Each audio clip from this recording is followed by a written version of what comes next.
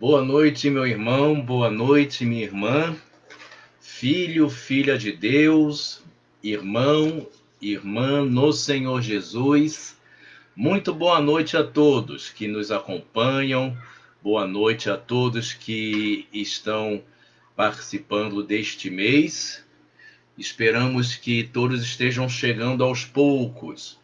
Eu sei que muitas pessoas podem estar acompanhando pelas redes sociais da paróquia a transmissão da missa de corpo presente do Padre Zé Roberto de Velar, certo?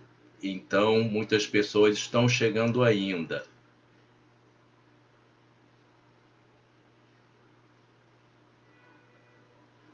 Boa noite a todos. Vamos chegando. Dona Mônica, Dona Elisângela, Jorge Camelo, Reginaldo Leite. Boa noite a todos. Estão me ouvindo? Estão me ouvindo bem?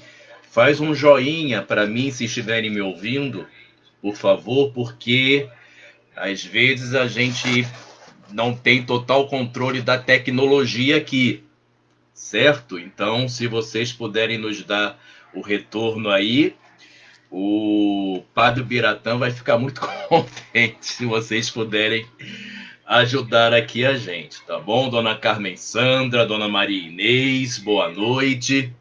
Nossa Senhora das Dores interceda por nós, como eu falei, né? Tô dando um tempinho porque muitas pessoas poderiam estar acompanhando a transmissão pela rede social da Arquidiocese da missa de sétimo dia do Padre Zé Roberto de Velar, lá na paróquia da Ressurreição em Ipanema.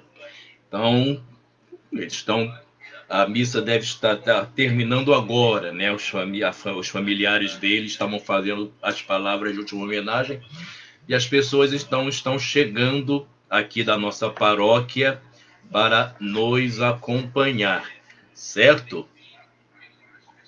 Muito bem, Sônia Fonseca, Dona Vânia Góes Mossali, boa noite, Maria Ivonete, Yara Menezes, Carmen Pamplona, Joyce Tenan, boa noite, Deus abençoe a todos, filhos e filhas em Deus, irmãos e irmãs no Senhor e Salvador Jesus Cristo, minha tia Ana Araújo de Jesus, Carmen Duarte, Dona Maria Judite Ais. Dona Maria Judite, está chegando festa da Senhora do Rosário de Pompeia. A senhora está lembrando disso, Dona Judite?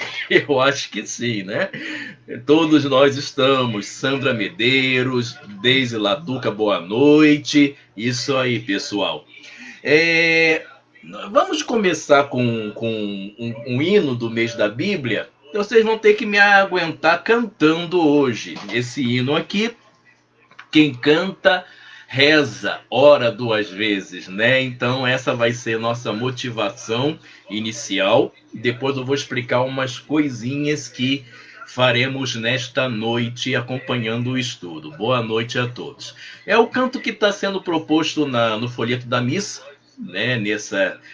Foi cantado nesses 2 primeiros domingos do mês da Bíblia, certo? A palavra de Deus é uma festa, né? Para que possamos nos colocar nesse sentido de interpretar essa palavra como um festejo de Deus para o nosso coração e principalmente para a nossa inteligência, para a nossa sabedoria.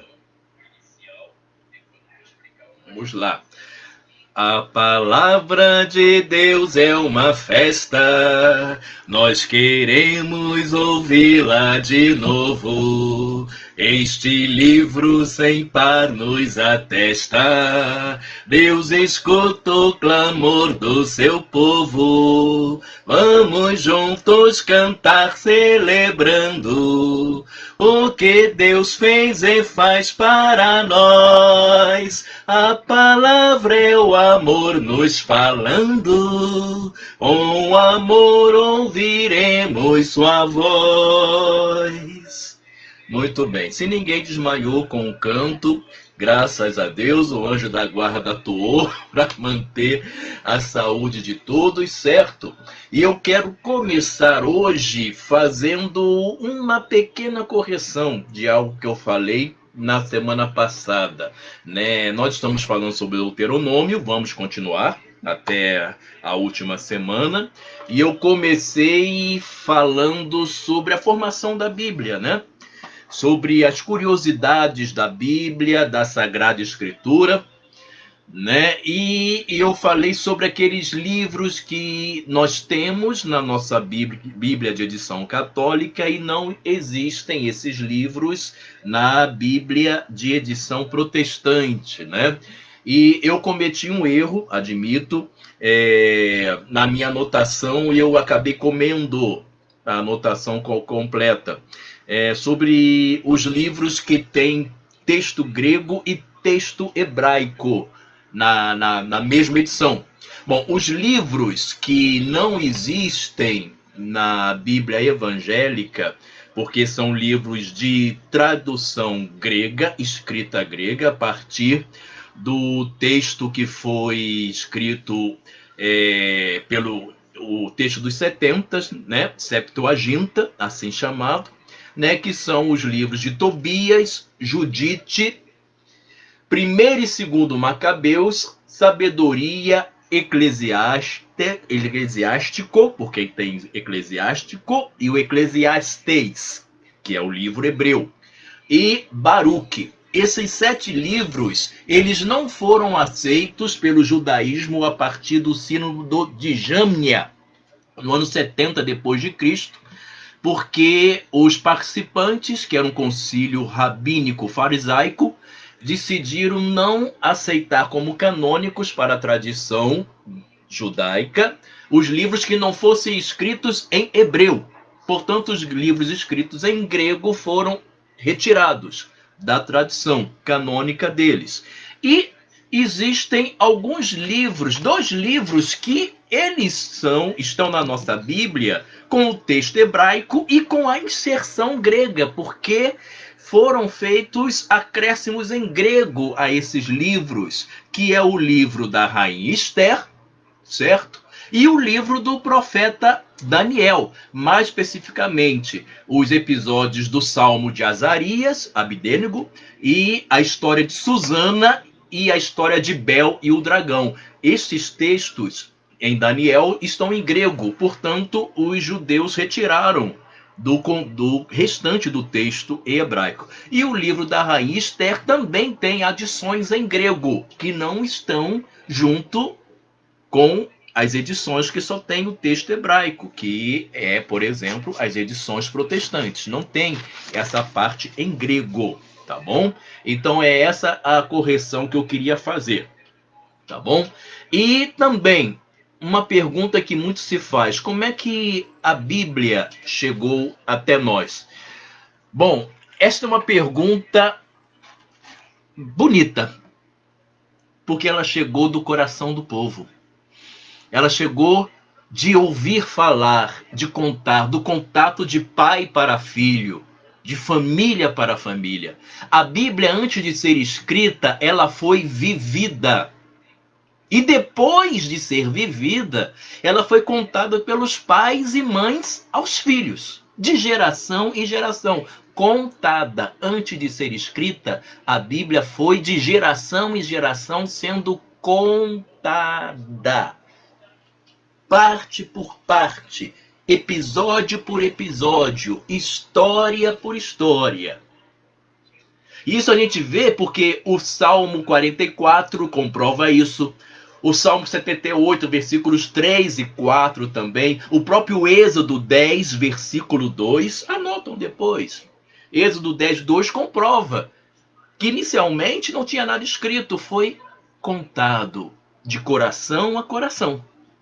Esse período, que durou aproximadamente 900 anos, é chamado de período da tradição oral da Bíblia. Só depois é que os textos começaram a ser escritos como nós os conhecemos hoje, fazendo parte do cânon, da tradição hebraica, lógico, o Antigo Testamento, e nós temos o Novo Testamento, a história de Jesus e da igreja a partir dos apóstolos. Assim, a Bíblia começou a ser escrita durante o reinado do rei Salomão, por volta de 950 a.C. Hoje, por respeito à cultura judaica, alguns até preferem chamar o Antigo Testamento de Primeiro Testamento, né? Uma tradição, uma cultura de fé que é mãe da nossa cultura cristã, todo respeito à tradição judaica. O Antigo Testamento ficou pronto, todo fechadinho, em torno de 50 anos antes de Cristo, e o Novo Testamento no final do primeiro século. Portanto, a tradição escrita demorou também mais 900 anos, até que todo o texto bíblico estivesse concluído. Como uma mãe que gesta o seu filho na intimidade oculta e, no entanto, lhe fala, foi assim que Deus foi agindo com o seu povo através da história. Certo? E, com tudo isso, como nós estamos sempre iniciando com a oração de um salmo, e como nós acabamos de falar dessa história, desse povo, nós vamos iniciar o estudo com o salmo número 43, na versão hebraica é o 44, certo? Ao mestre de cano, o hino dos filhos de Coré, que é um salmo de súplica coletiva nos tempos difíceis. Súplica do povo nos tempos muito difíceis. E nos fala como que essa tradição do povo de Deus foi sendo passada de pai para filho para que se sustentassem vencendo as dificuldades da caminhada de uma história. Salmo 43. Ó Deus, ouvimos com nossos próprios ouvidos, nossos pais nos contaram a obra que fizestes em seus dias. Nos tempos de antanho, para implantá-los, expulsastes com as vossas mãos nações pagãs.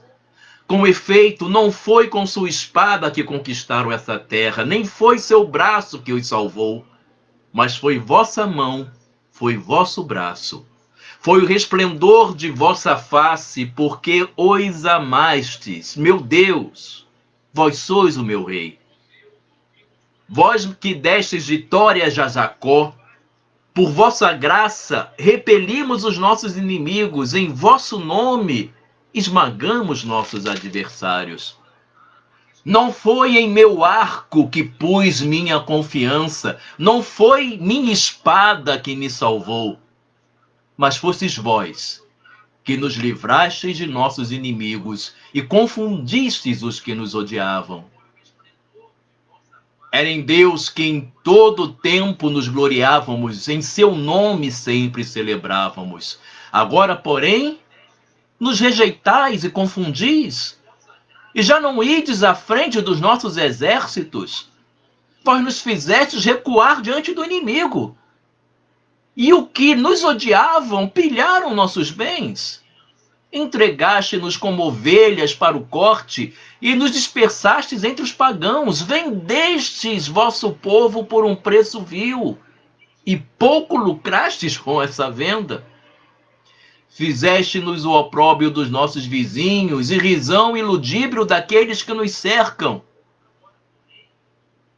Continuamente estou envergonhado, a confusão cobre minha face, por causa dos insultos e ultrajes de um inimigo cheio de rancor.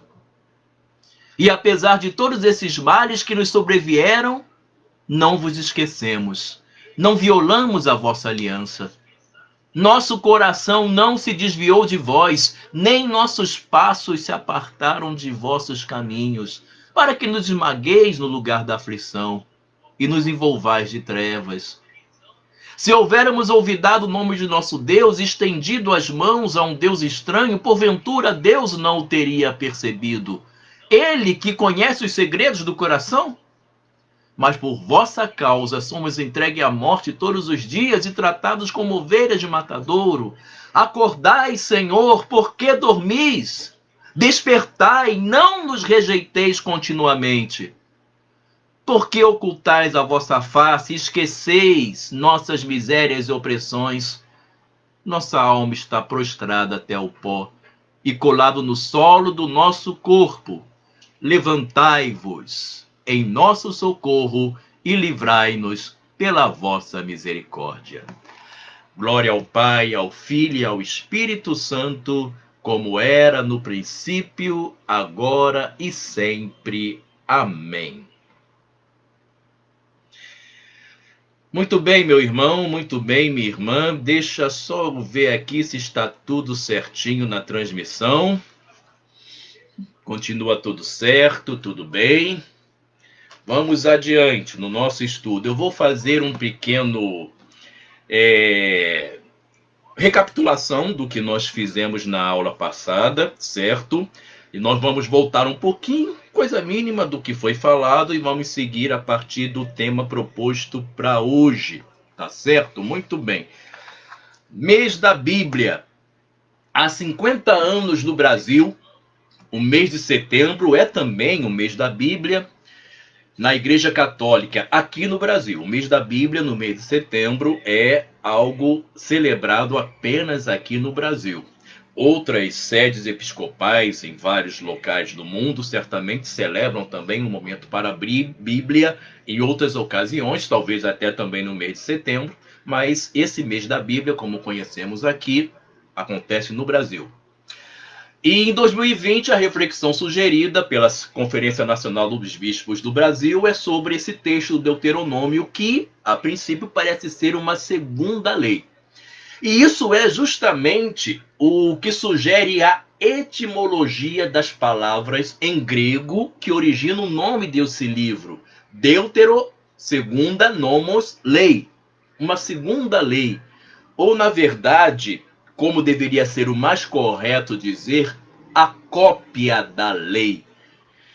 E o que ele traz de volta no Deuteronômio, o que já está no Êxodo, o que já está também salpicado em outros textos do Pentateuco, ele vem ser uma formalização legislativa da história do povo. O Êxodo já traz a história, só que o Deuteronômio ele faz com que essa história se torne lei. E lei para o quê? Para obedecermos a Deus. Obedecermos a Deus para quê? Para sermos do bem. Povo de Deus é o povo do bem e da justiça. É esse o clamor do Deuteronômio, o bem e a justiça. Acredito que, como ponto de partida, é oportuno destacar o projeto social que traz o Deuteronômio. Essa justiça, justiça pautada no amor incondicional de Deus pelo seu povo, em particular, amor pelos mais necessitados. E o amor incondicional de Deus pelo seu povo, pelos mais necessitados, deve ser reconhecido e multiplicado pelo próprio povo. A libertação da escravidão do Egito e a aliança pactuada no Monte Sinai, que no Deuteronômio é chamado de Horebe, são sem dúvida os principais elementos motivadores de tudo que se desenvolve nesse livro. A justiça e o zelo pelo bem do povo. A justiça zela pelo bem do povo, porque esta é a vontade de Deus. Deuteronômio, no seu nome, no seu cerne, perdão, ele pode ser chamado também visto como um código de leis de direitos humanos. Direitos humanos, padre? Sim, um código de leis de direitos humanos para uma sociedade sem excluídos. E, padre, que coisa estranha. Estranho não. O que é a caridade, o amor de Deus? Ela deve excluir alguém? Então não vai excluir também dos direitos de cada pessoa. Porém, esses direitos apontam também deveres. Não devemos esquecer isso, mas o foco principal é que ninguém deve fugir ao bem e o direito de ser povo de Deus. E assim compreende uma série de ensinamentos acompanhados de exortações, apelos e advertências, principalmente da tribo sacerdotal dos levitas. Sim, os levitas têm grande influência nesse trecho. Eles foram encarregados por Moisés de guiarem o povo, os sacerdotes guiarem o povo para que se conservasse fiel à aliança com o Senhor Deus Javé. O Deus solidário, o Deus presente que não deve ser esquecido como o Deus que libertou o seu povo. O Deus libertador. Tais ensinamentos se referem ao período que abrange desde a conquista da Terra Prometida, né, Canaã, Palestina, princípios de Israel, até o exílio da Babilônia, no ano 587 a.C. Moisés, durante todo esse período, ele era considerado como o grande líder do povo, aquele que era a pessoa e a presença da liderança de Deus junto ao povo. O povo que antes era escravizado no Egito e agora caminha na liberdade. É uma caminhada de libertação que lembra o Deuteronômio.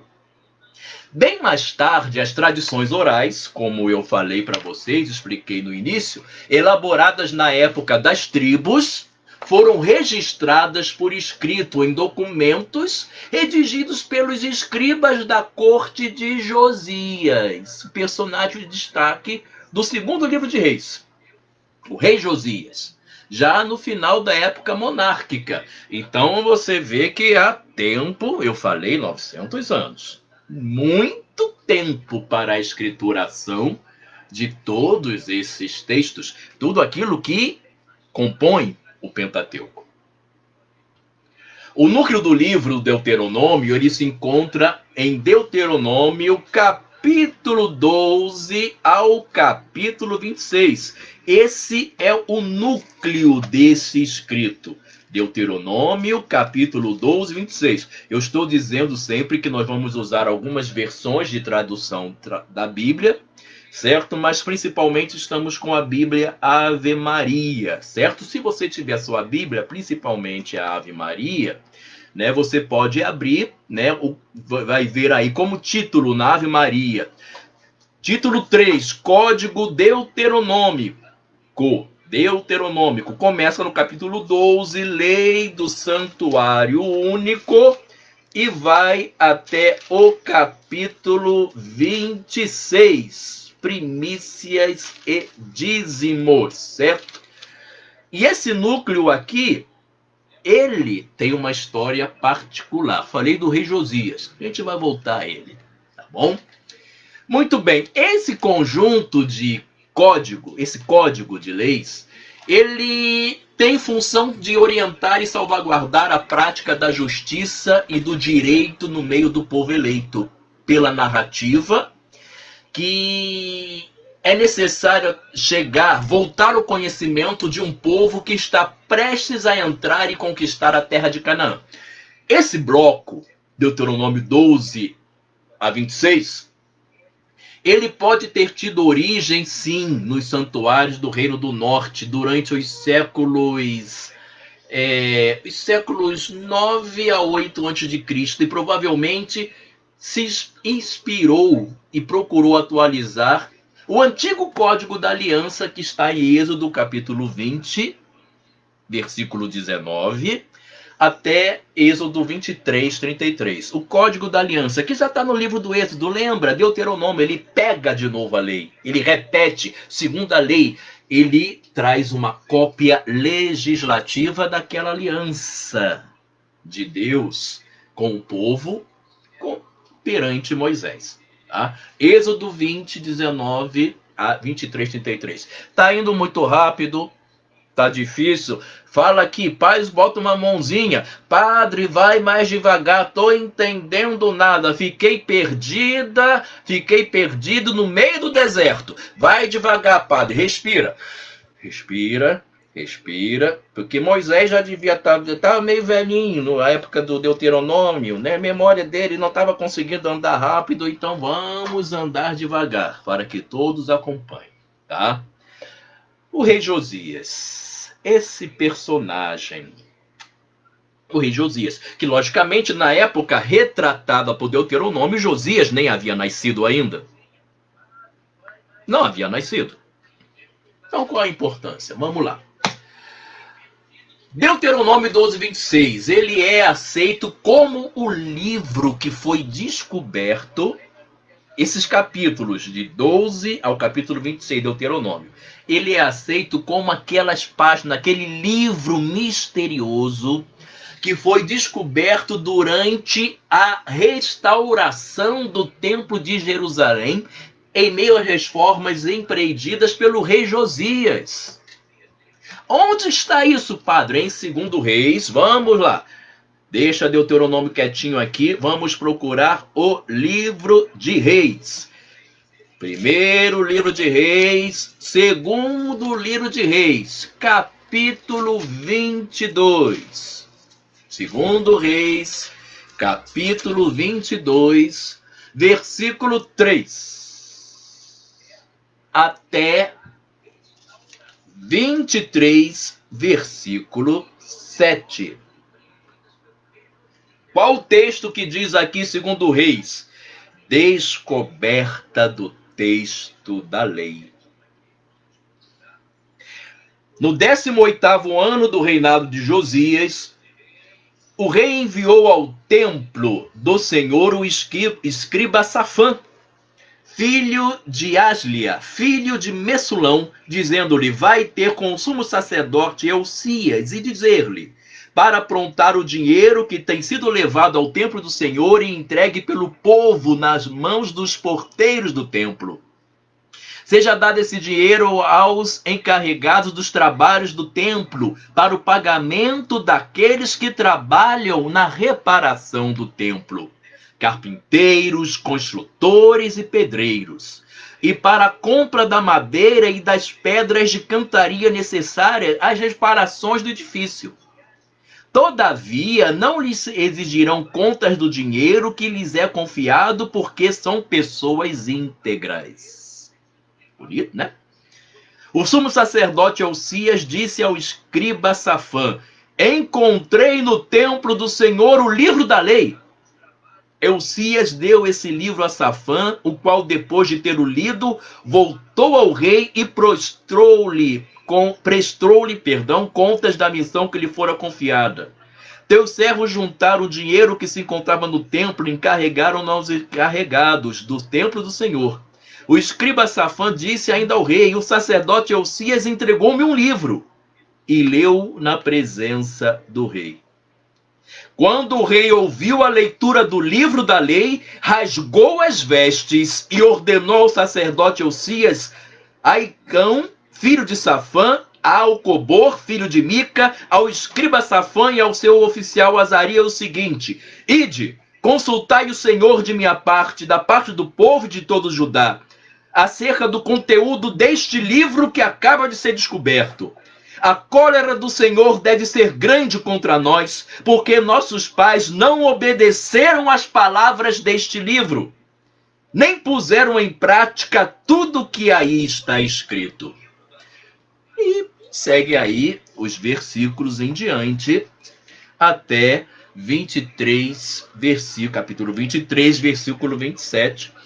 Então, é de conhecimento, né, da maioria dos pesquisadores exegetas, que esse livro misterioso, onde está a lei, que Josias, ao ouvir o que estava escrito, rasgou as vestes, dizendo que não obedecemos o que estava aqui, nossos pais não obedeceram nem nós.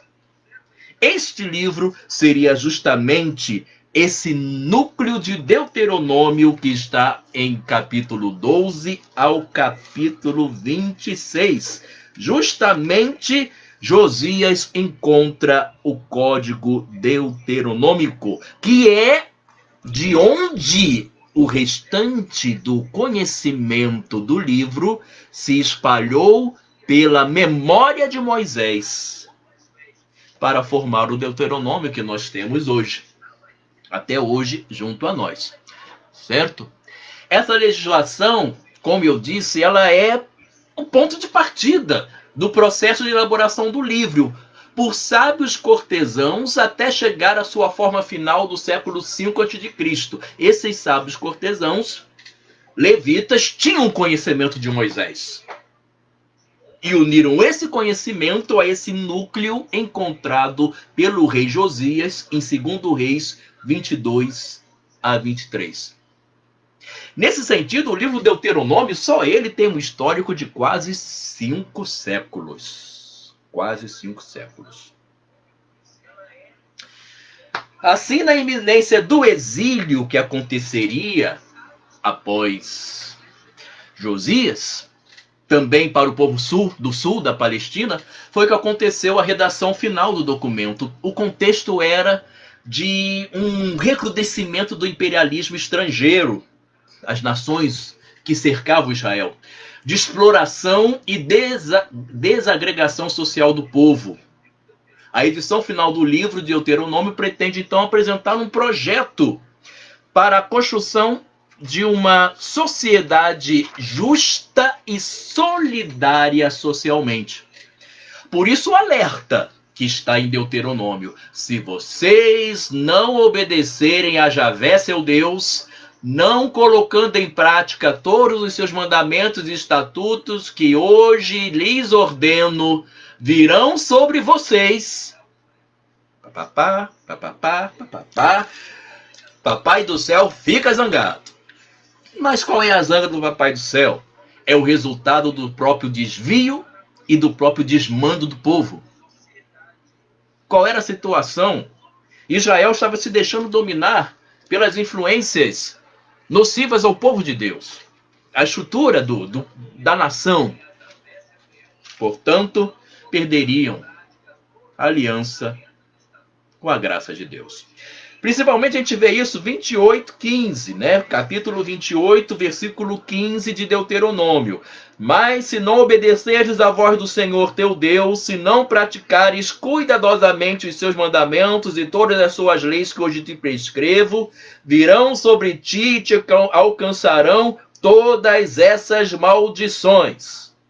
Serás maldito na cidade, maldito nos campos. Serão malditas tua cesta e tua amassadeira. Será maldito o fruto de tuas entranhas, o fruto do teu solo, as crias de tuas vacas, de tuas ovelhas. Será maldito quanto entrares e maldito serás quando saíres. Ai, meu Deus do céu.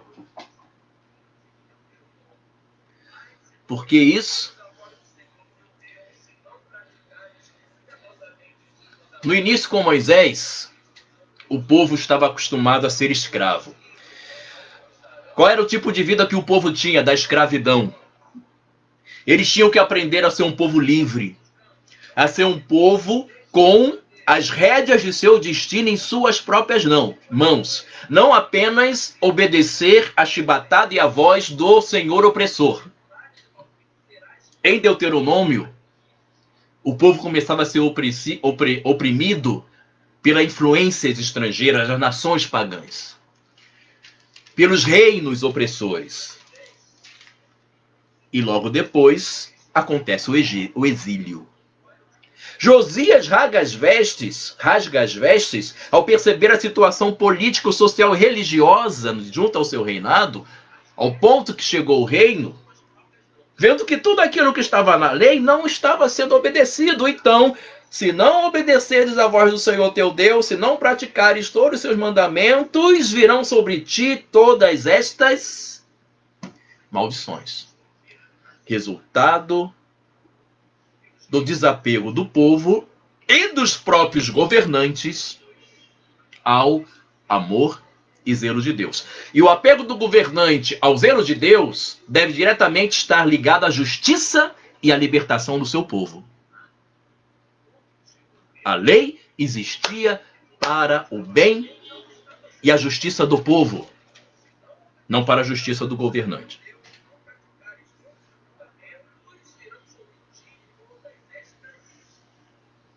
Com uma leitura atenta, percebemos que no texto há uma mistura de épocas. Deuteronômio não é um livro de história, E nem é uma crônica jornalística escrita no calor dos acontecimentos. Ele é uma teologia da história, que já era conhecida, mas uma análise teológica dos acontecimentos anteriores que formaram um compêndio de leis para o bem viver do povo. Ou seja, um esforço de entender a história do ponto de vista de Deus, do Deus que faz opção pelos humildes e injustiçados. Esse livro constitui por si só a própria fonte deuteronomista. Eu falei na aula passada sobre as fontes nas quais o texto sagrado do Pentateuco está formado, junto com as fontes javista, fonte eloísta, fonte sacerdotal, são responsáveis então pela formação dos 5 primeiros livros da Bíblia. Num olhar panorâmico, à primeira vista, o livro do Deuteronômio constitui-se de discursos que sabemos atribuídos ao patriarca Moisés, discursos que são sua despedida, uma espécie de testamento espiritual do velho Moisés. Um dos motivos que provavelmente levaram os autores deste livro, aqueles que formaram o compêndio a partir da experiência deixada por Moisés, a colocar as narrativas com Moisés, como realmente foi, é porque ele era reconhecido, logicamente, e é um grande profeta, líder libertador. Pode ter sido a intenção de passar a ideia de que os textos, na sua autoria, visam dar uma maior credibilidade ao conhecimento que já existia. Afinal, o povo já estava bem afastado do tempo de Moisés. Porém, ao ler atentamente os textos do Deuteronômio, olhando nas linhas e entrelinhas, no dito e no não dito, nas ambiguidades e contradições ao longo das narrativas, lembra o que eu falei sobre o livro do Gênesis, que no Gênesis nós temos 2 relatos diferentes da criação do mundo.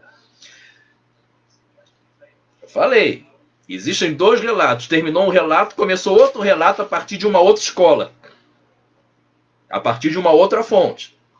Enfim, levando em consideração tudo isso, percebemos que no texto se misturam contextos das várias épocas, mas como uma corda, vamos dizer, o melhor exemplo, uma corda de 3 fios, que se faz referência a 3 tempos que estão unidos, entrelaçados com uma bela trança que forma uma corda segura ou um belo penteado de uma mulher. O primeiro fio, o tempo em que os fatos aconteceram. O segundo fio, o tempo em que os acontecimentos foram transmitidos oralmente, a tradição oral. Há um tempo onde os fatos aconteceram. O segundo tempo em que esses fatos foram contados. E o terceiro tempo em que foram fixados por escrito. Esses 3 fios formam a trança. Entrelaçados, formam a trança que fazem esse texto sagrado.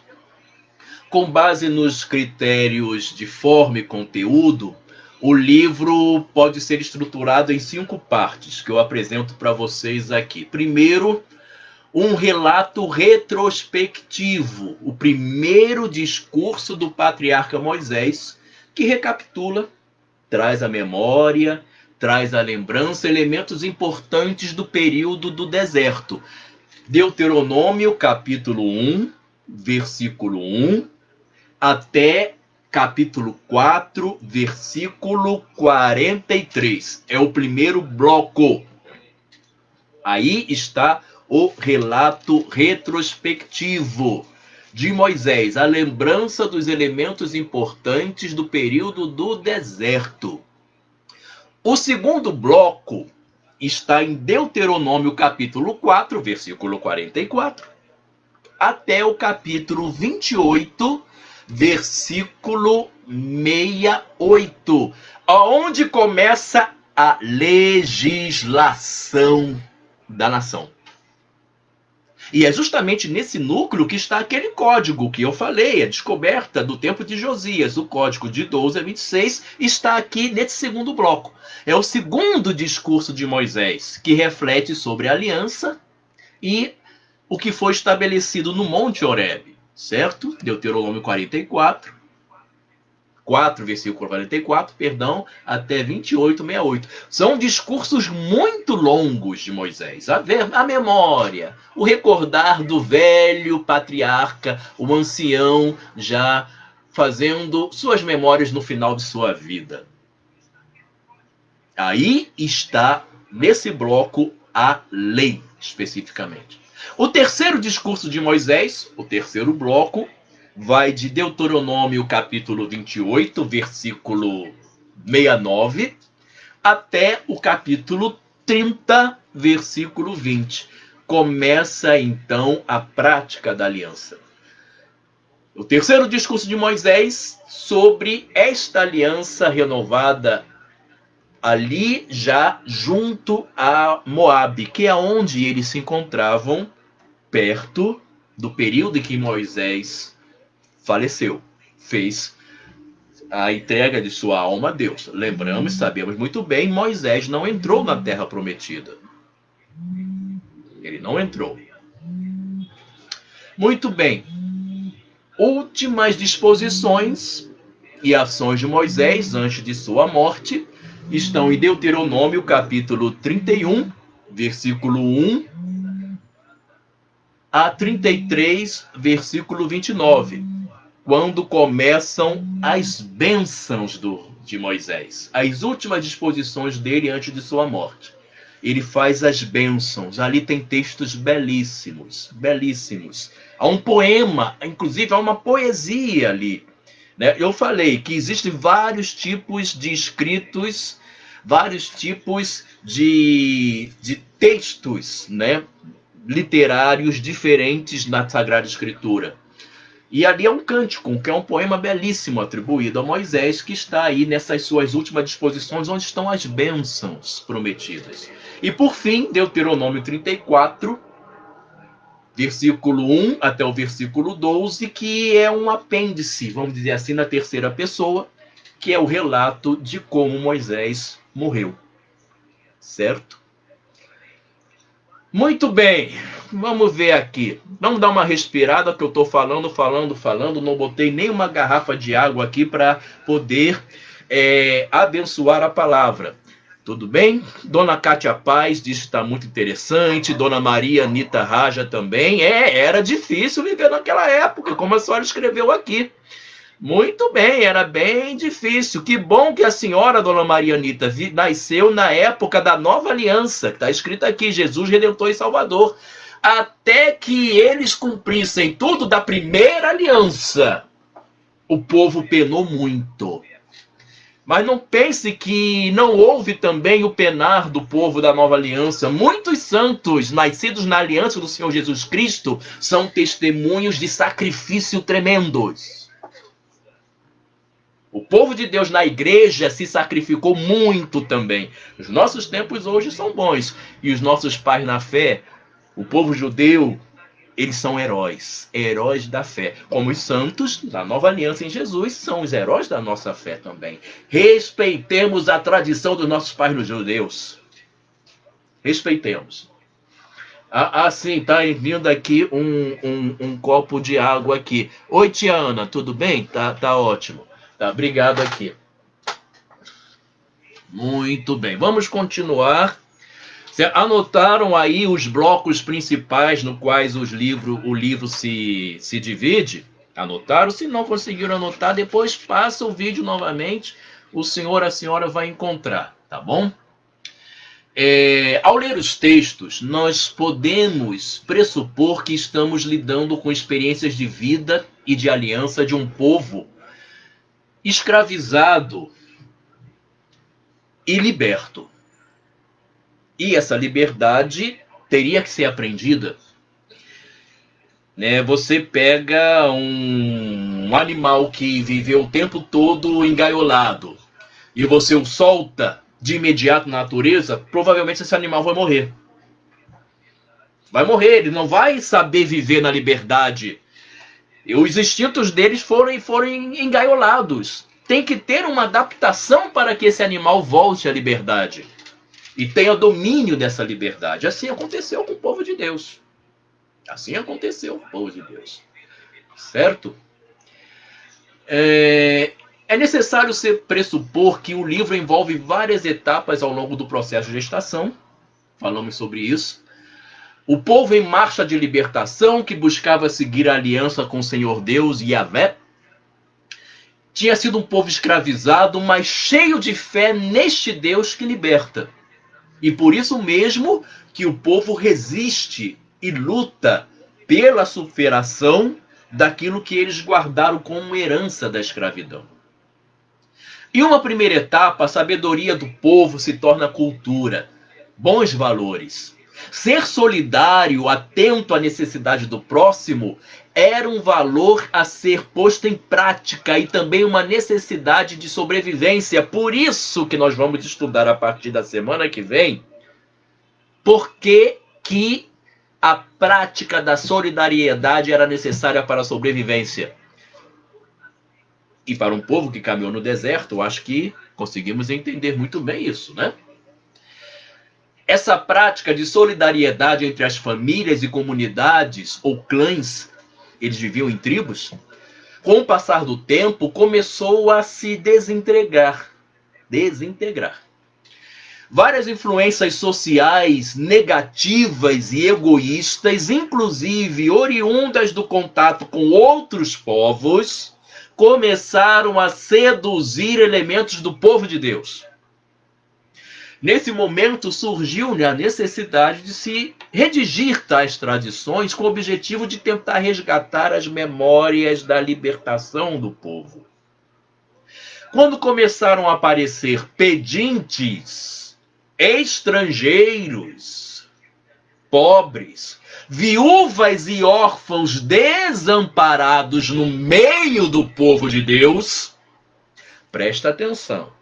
Quando começaram a aparecer pedintes, estrangeiros empobrecidos, viúvas e órfãos sem amparo no meio do povo de Deus, era o sinal de que a aliança com o Senhor Yahvé tinha sido corrompida. Porque a aliança é para que houvesse justiça a todos e igualdade de condições. Isso parece alguma doutrinação política? Não, isso é Deus. Não estou falando de política. Longe de mim. Para trás. Estou falando de Deus.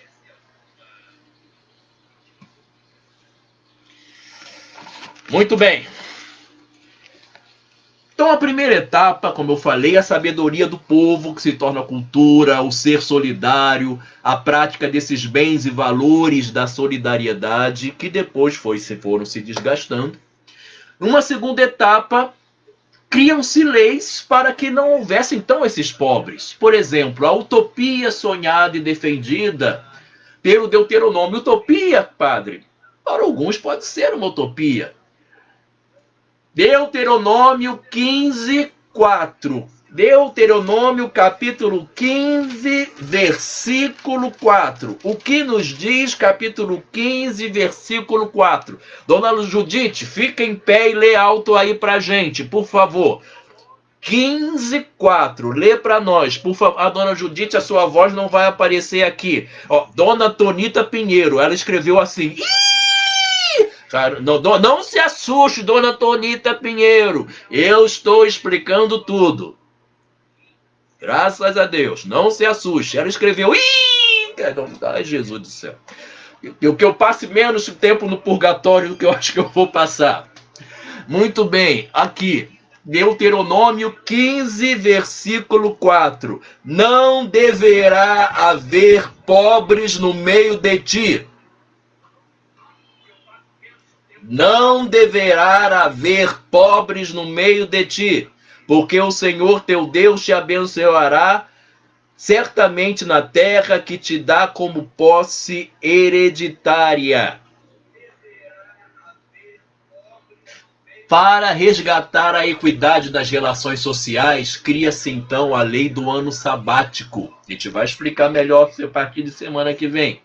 Que prescreve que a cada 7 anos a terra deve descansar, assim como os trabalhadores, assim como todos aqueles que labutam.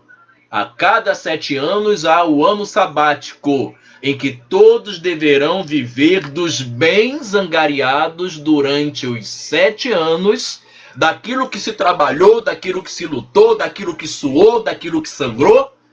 E nesse ano, o ano sabático, a terra deve descansar e todos aqueles que nela trabalham.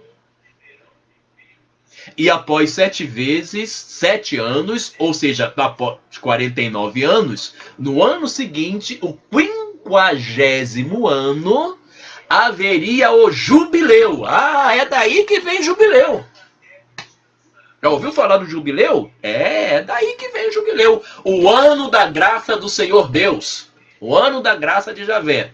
Que consiste em propor uma reorganização geral da sociedade. Isso está também em Levítico, capítulo 25, versículos 8 a 55. Levítico 25, 8 a 55. As normas do ano de jubileu do cinquentenário, onde deveria haver uma reorganização geral da sociedade. As terras compradas devem ser devolvidas aos seus antigos donos ou ancestrais. Levítico 25, 28. Porque a terra pertence a quem? A Deus. Levítico 25, versículo 23. A quem pertence a terra? A Deus. Não estou falando dos administradores de Deus, não. Estou falando da divindade, que partilha os seus bens com seus amados. Todas as pessoas escravizadas deverão ser libertadas. Levítico 25, 41. Levítico, capítulo 25, versículo 41. Todas as dívidas devem ser perdoadas. Ninguém explore seu irmão. Levítico, capítulo 25, versículo 17. Ninguém explore seu irmão. Declara-se então, no jubileu, o perdão geral. Água.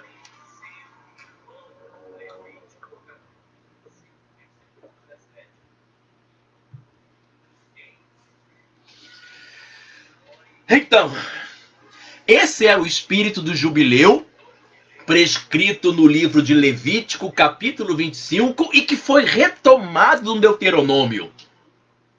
Esse espírito do jubileu, Levítico 25, foi retomado no Deuteronômio, por ter sido provavelmente vivenciado, pelo menos em parte, quando o povo vivia em clãs, sob o regime tribal. Com razoável, vamos dizer aqui, razoável, né? Um paraíso só em Jesus. Mas com razoável igualdade e equidade social. É provavelmente o período da devolução das terras que talvez tenha sido mais curto. 7 anos e não 50, pois chamava o ano sabático. Ora, o sábado, ano sabático, o sábado ocorre de 7 em 7 dias. Então, o ano sabático, inicialmente, 7 anos. Tá? A centralização do poder pela monarquia, a pedido de certa parcela do povo num determinado momento da história, quem teriam sido eles? Aqueles que teriam um pouco mais de poder junto ao povo já, como nação instituída, né, que estava começando a caminhar em contato com as outras nações que tinham reis. Então eles pediram que houvesse um rei. E essa centralização do poder nesta realeza, ele desintegrou essa experiência inicial, que era a coluna mestra da aliança com o Senhor Deus Yahvé, com o povo que tinha sido escravizado no Egito. Certo? Nós temos o que? Apenas 5 minutos para terminar. Vamos tentar condensar então todo o nosso tema aqui nesses 5 minutos. Dona Cátia Paz, apareceram pobres. Havia algo errado, muito errado mesmo. Compreendi, interessante. Tudo tem uma ligação, uma explicação, um fundamento. Justamente, Dona Cátia Paz. Tudo tem um fundamento. Mesmo.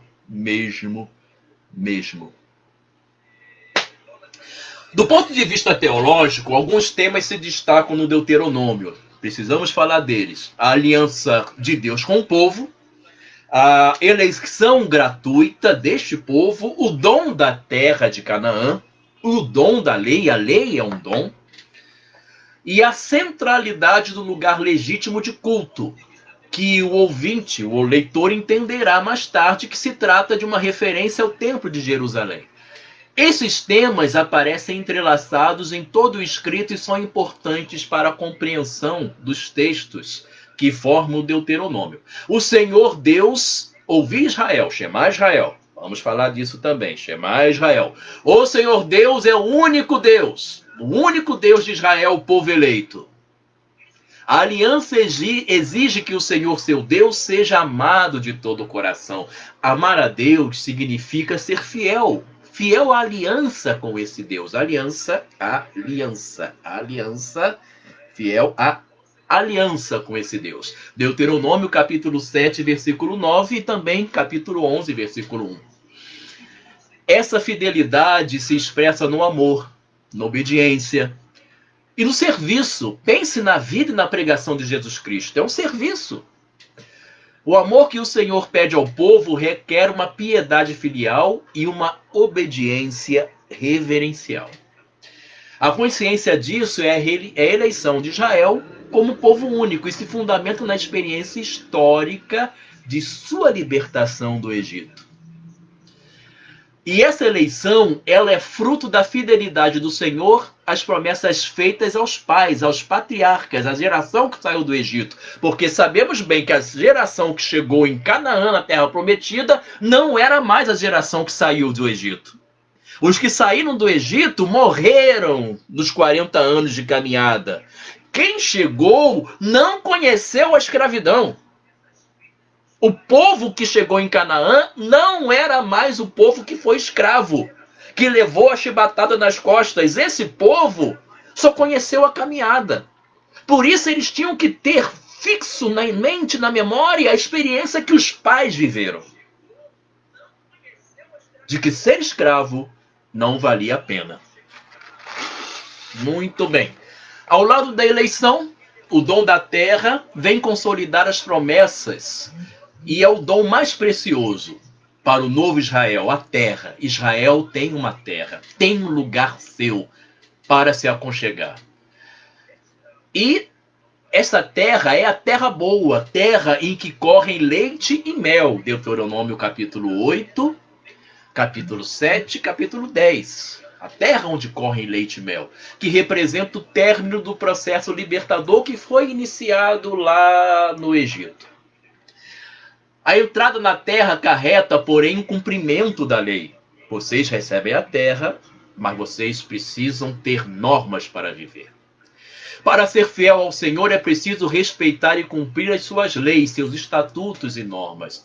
É a condição necessária para o povo receber as bênçãos. Quem não obedece e não põe em prática as leis se torna, então, alvo das maldições. Aquela que eu falei. Lei para vocês. Deuteronômio 28, 15. Um particular dessa legislação é a centralização do culto, pois o Senhor é quem indicará o lugar em que vai colocar seu nome e onde ele aceitará ser cultuado. Deuteronômio 12, versículo 13 e versículo 21. O Senhor é que determina onde ele será cultuado. E a unidade do livro aparece na dependência dessa unicidade de relações que se estabelecem entre o Deus único com o seu único e amado povo. E esse povo deve amar o seu Senhor de todo o coração, com toda a sua vida e com toda a sua força. Deuteronômio capítulo 6, versículos 4 e 5. Amar o Senhor seu Deus de todo o coração, com toda a sua vida e toda a sua força. Mais um exemplo que Jesus, ele só falava quase sempre citando a lei no Deuteronômio. Somos acostumados a ouvir essas palavras, a proclamação do Evangelho, quando Jesus fala: Senhor, qual é o maior mandamento? Olha Jesus falando do Deuteronômio, capítulo 6, versículos 4 e 5. Assim, o que é chamado a viver segundo uma única lei, justa, esse povo, ele terá então uma terra boa e fértil, com um único santuário dedicado ao Senhor. Assim, o Deuteronômio se mostra para nós um livro de excepcional riqueza teológica e ética. Tá certo? Muito bem, meu irmão, minha irmã, nós vamos terminar por aqui. Tá certo? E seguiremos semana que vem com o estudo do Deuteronômio e nós vamos pegar aí sim trechos específicos do livro para refletirmos sobre o que ele nos traz, certo? Aqueles trechos que eu separei, aqueles cinco módulos, 5 blocos, nós vamos passar por eles nesses 2 últimos encontros que nos faltam, tá bom? Espero que esteja sendo bom. Dona Cátia Paz, eu percebo que ela sabe, ela é crítica, né? Percebo aqui, ela tem o conhecimento que todos nós estamos partilhando bastante aqui, certo? E é muito bom saber. Isso é fruto de ciência. A Bíblia tem muita coisa para ler. Eu falei quanto tempo levou para que tudo fosse escrito. Quanto tempo levou. E a interpretação do que está aqui também levou muito tempo a partir de estudo, técnica e ciência. Sempre iluminados pelo Espírito Santo de Deus. Certo? Conhecimento salva. Tá? Lembramos, a letra mata, o espírito vivifica. E um dos símbolos do conhecimento é o espírito. A iluminação. Iluminação. Conhecimento, conhecer, aprender, estudar. Certo? Eu quero terminar este dia, né, fazendo uma oração com vocês, na memória da Virgem das Dores, Maria, Mãe de Jesus, Mater Dolorosa. Tá bom?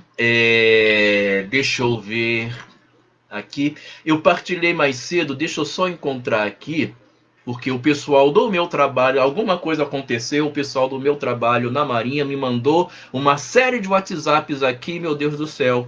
Espero que esteja todo mundo bem. Depois eu procuro entender o que foi aqui. Bem que eu percebi que o telefone estava tocando. Ave Maria. Vamos lá. Eu partilhei aqui uma oração mais cedo com os grupos da paróquia e vamos terminar com esta oração, invocando a Virgem Maria, que ela interceda pela alma do Padre Zé Roberto de Velar, que possa estar junto à visão de Deus, que haja piedade e misericórdia de sua alma e de todos nós. Em nome do Pai, do Filho e do Espírito Santo. Amém.